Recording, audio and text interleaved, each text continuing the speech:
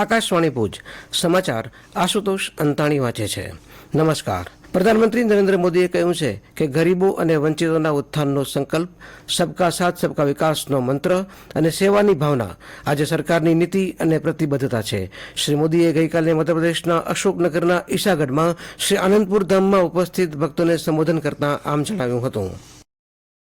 ભાજપના વરિષ્ઠ નેતા અને કેન્દ્રીય ગૃહમંત્રી અમિત શાહે કહ્યું છે કે ભાજપ આગામી 2026માં તમિલનાડુ વિધાનસભાની ચૂંટણી એઆઈએડીએમકેના નેતૃત્વ હેઠળના ગઠબંધનમાં લડશે. ગઈકાલે ચેન્નઈમાં પત્રકારો સાથે વાતચીત કરતા તેમણે કહ્યું કે નરેન્દ્ર મોદી સરકારે તમિલ યુવાનોને તમિલ ભાષામાં યુપીએસસી પરીક્ષા આપવાની મંજૂરી આપી છે.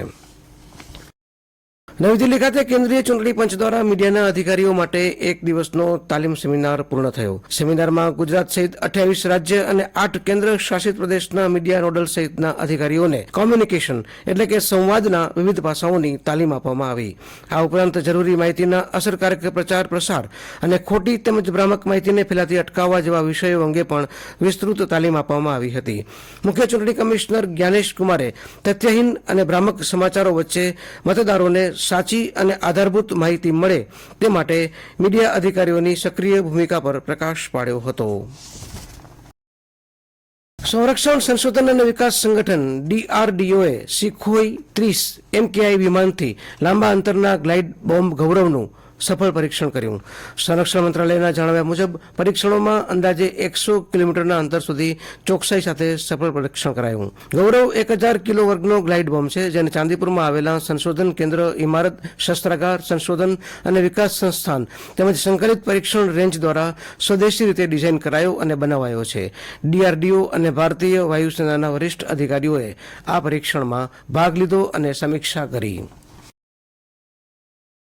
ઉચ્ચ અને ટેકનિકલ શિક્ષણ મંત્રી ઋષિકેશ પટેલે યુવાનોને એક દેશ એક ચૂંટણી વિષય પર દેશનો અવાજ બનીને આગળ આવવા આહવાન કર્યું છે. અમદાવાદમાં ગઈકાલે લોક જાગૃતિ કેન્દ્ર વિશ્વવિદ્યાલય દ્વારા આયોજિત કાર્યક્રમમાં સંબોધન કરતા શ્રી પટેલે વિદ્યાર્થીઓ સાથે સંવાદ કર્યો હતો. તેમણે એક દેશ એક ચૂંટણી એ દેશની જરૂરિયાત હોવાનું જણાવતા કહ્યું કે એક દેશ એક ચૂંટણીથી દેશના કુલ ઘરેલું ઉત્પાદન જીડીપીમાં વૃદ્ધિ થઈ શકે છે, તેમજ નાણાં અને માનવ કલાકની પણ બચત થઈ શકે છે.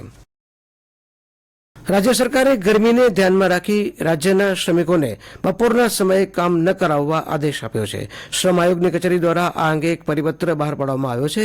તેમાં તમામ ઉદ્યોગ, બાંધકામ વિસ્તાર, મનરેગા વર્કર્સ, ઈંટ ભઠ્ઠા તથા અન્ય સ્થળે કામ કરતા શ્રમિકોને બપોરે 1 થી 4 વાગ્યા સુધી કામગીરી ન કરાવવા સૂચના આપવામાં આવી છે. ખુલ્લી જગ્યા કે જ્યાં સીધો તડકો આવે તેવી જગ્યાએ આગામી જૂન મહિના સુધી આ નિયમનું પાલન કરવાનું રહેશે તેમ એક સત્તાવાર યાદીમાં જણાવાયું છે. રામદૂત હનુમાનજીની જયંતીની આજે શ્રદ્ધાપૂર્વક ઉજવણી થઈ રહી છે. જિલ્લા મથક ભુજના પ્રાચીન પડદાભીટ મંદિર સહિત સમગ્ર કચ્છ જિલ્લામાં આવેલા હનુમાનજીના વિવિધ મંદિરોમાં આ પર્વ ઉજવાશે. આજે યોગાનુયોગે શનિવાર હોતા ભાવિકોનો ઉત્સાહ બેવડાયો છે. આજે મંદિરોમાં દિવસભર સુંદરકાંડના પાઠ, હનુમાન ચાલીસા પઠન, મહાઆરતી, મહાપ્રસાદ વગેરે કાર્યક્રમોથી વાતાવરણ ગાજતું રહેશે. દરમિયાન બોટાદ જિલ્લાના સુપ્રસિદ્ધ સાળંગપુર કષ્ટભંજન હનુમાનજી મંદિર ખાતે હનુમાનજી જયંતી પર્વની ધામધૂમપૂર્વક ઉજવણી કરવામાં આવી રહી છે. હવામાન વિભાગે રાજ્યમાં આગામી 48 કલાક સુધી ગરમીમાંથી આંશિક રાહત મળવાની શક્યતા વ્યક્ત કરી છે.